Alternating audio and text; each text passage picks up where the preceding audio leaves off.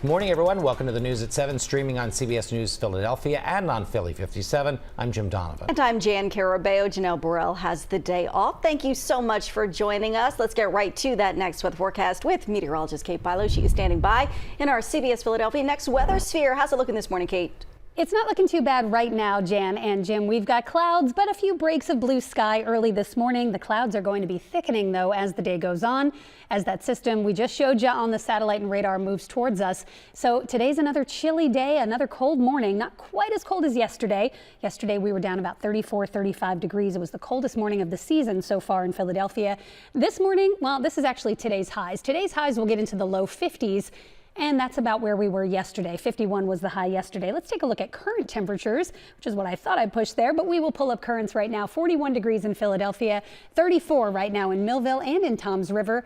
Wilmington at 38 degrees. It's a little bit colder, but warming up nicely now that the sun is up. We're back up to freezing in Allentown, 33 in Pottstown after starting the day in the 20s. So again, chilly today. We're in the low 40s right now, but again, we're only going to get to 52 for the high, and that's because clouds will be thickening as the day goes on. A little bit of brightening out there right now, but let's take you through the course of the day as this system approaches from the west. It's looking like a wall of rain. It's right there. It really looks like it's going to come through. But what's going to happen is most of the rain is going to be pushed south as a new low develops off the Carolina coast. Now, there is a chance a few showers get a little further north.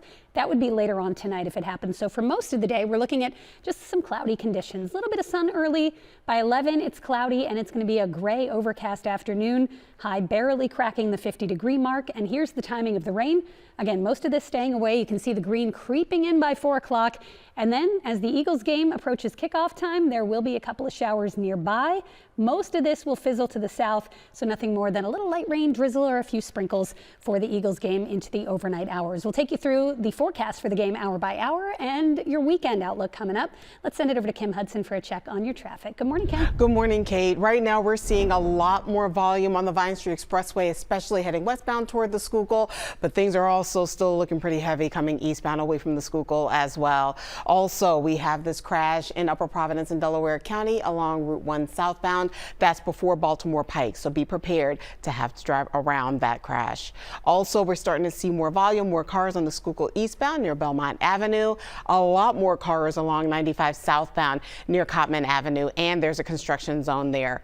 Your drive times, we're talking about from Bucks County down into Center City, 24 minutes along 95 southbound, along the Schuylkill eastbound from the Blue Route to the Vine, 27 minutes. Jim?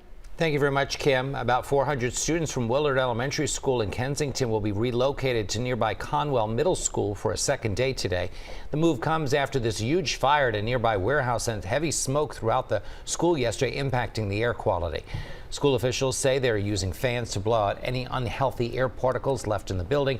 No word yet on the cause of the fire.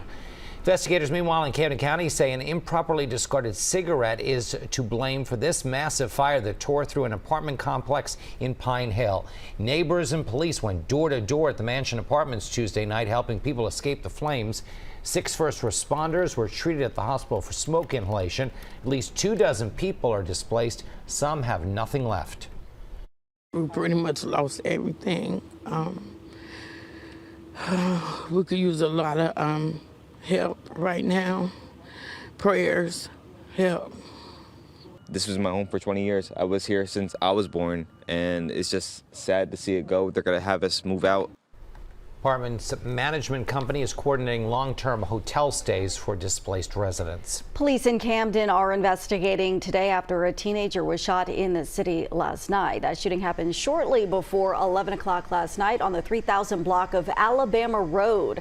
Police say the teenager was rushed to the hospital, but no word yet on that teen's condition or the motive for the shooting. Police are investigating a deadly dirt bike crash in West Philadelphia. Chopper 3 over the scene of 52nd and Spruce Streets. Police say that a vehicle and the dirt bike collided there at around 8:15 last night. The biker was transported to the hospital in extremely critical condition and later died. An update now on a story we have been following in Montgomery County. The driver wanted in a deadly hit and run of a woman in a wheelchair in Ballackinwood has been located, and police say that person is cooperating with the investigation. The 61-year-old victim was struck and killed Monday at City Avenue and Conshohocken State Road.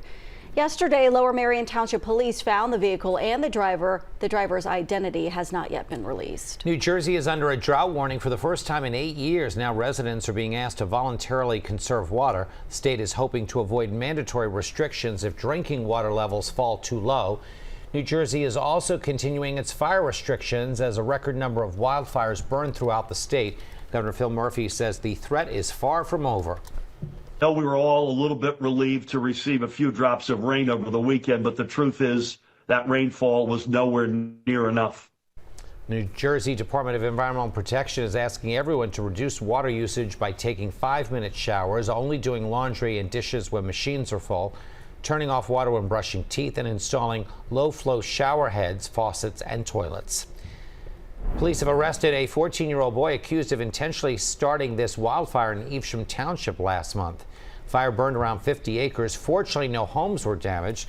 Authorities are now working to determine if the teenager is responsible for an even bigger wildfire in the same area that broke out last week. That one destroyed 375 acres before firefighters finally got it under control. Royal Farms customers in Montgomery and Delaware counties are being urged to check their bank and credit card statements today after skimming devices were found in some of the stores. Marple Township Police say one of the skimmers was found at the Royals Farm on Westchester Pike in Broomall. Police in Collegeville say another skimming device was found on a self-checkout credit card reader at the East Main Street Royal Farms location. So to protect yourself, use contactless payment options or use cash. And there's a text message scam targeting people who receive SNAP benefits now. It claims that their EBT card has been deactivated. In the message, the scammer directs the recipient to a number to call in order to reactivate their card. The Pennsylvania Department of Human Services says they will never ask for personal information in an unsolicited text message. There are ways to protect your benefits card. Take a look. Check your PIN regularly or change your PIN regularly.